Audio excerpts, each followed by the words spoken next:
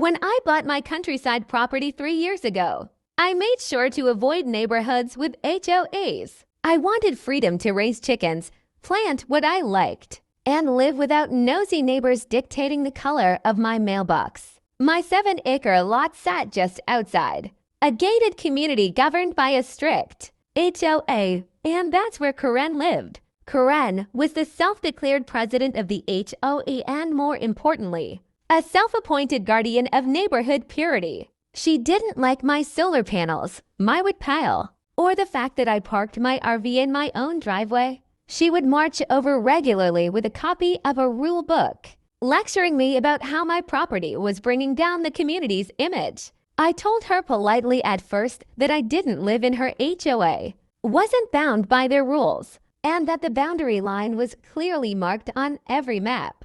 But she refused to back off. One day, I found a violation notice duct-taped to my front gate. It was absurd. Complaints about my garden hose being visible from the street and my shed being an unauthorized structure.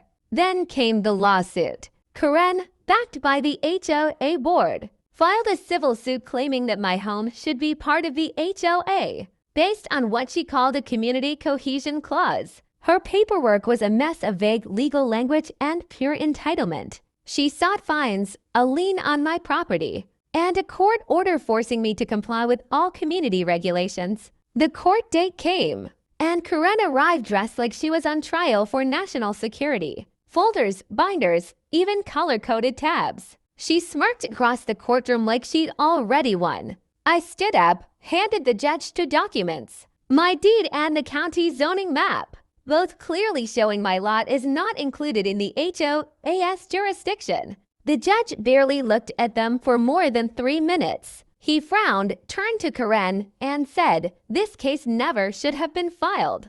Dismissed with prejudice. She stood there stunned, speechless. I walked out of that courtroom free, smiling, and with every legal right to plant flamingos in my yard if I felt like it.